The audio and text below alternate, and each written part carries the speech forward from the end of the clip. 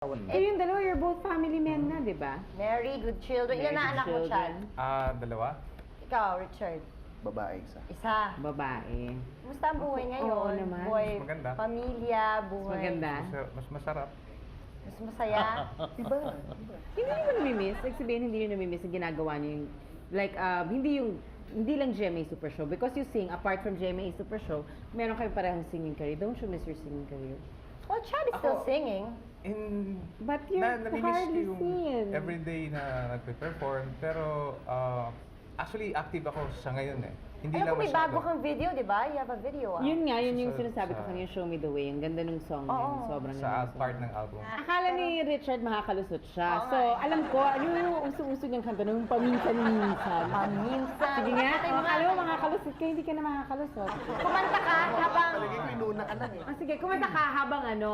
Magpapasalamat kami sa Habang may inyo. Thank you beats very na much. gumaganon. Papa, Hindi. nagpapasalamat Thank kami you sa very inyo sa much. pagdating ninyo Kuya dito. Germs, of course, thank you. course. Marami pa po sa pagbabalik ng sis. Okay, kami, story. Minsan, ang alaala mo'y nagbabalik.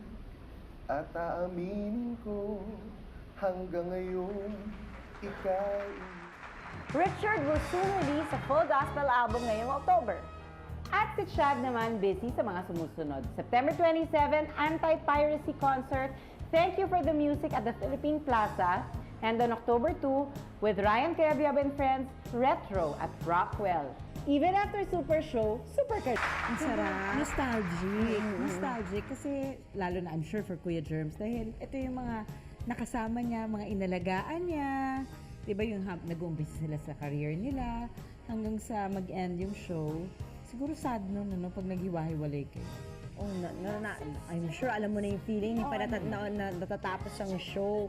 Pero alam mo, parang ang familiar, yung feeling na every Sunday, pagdating ng lunchtime, Kayo magkakasama. turn on mo ang TV. Parang routine. Part ng routine Part mo ng yun routine mo yun eh. Correct. So nakakamiss din na ngayon nakasama natin sila. I'm Ang sure sarap silang, even for the people who watch them, na naging Sunday habit na nila. ano nangyari kay ano? Ano nangyari kay... Nasaan na kaya siya? Pag Oo, narinig diba? mo yung mga kanta, yung mga gano'n, di ba? Parang si Richard na matagal na wala. Pag narinig mo yung kanta na piniplay sa radyo, uy, nasa na yun? Oo, di ba? So ngayon, nakita niyo po sila, nakamusta natin sila. So, I'm sure kayo mga nanonood, sana in 5 years from now, 10 years from now, Sana makaramdam 20 kayo years ng- from now. Oo, makaramdam din kayo ng, kamusta na kaya si Jelly tsaka si Si Jenny? Jenny. Sis. Correct. Correct. Kaya po, huwag kayong mag-aalis dyan. Dahil bukas, babalik kami. Correct. Correct. So, we'll see you again tomorrow morning, 10:30 po, dito lang sa Sis.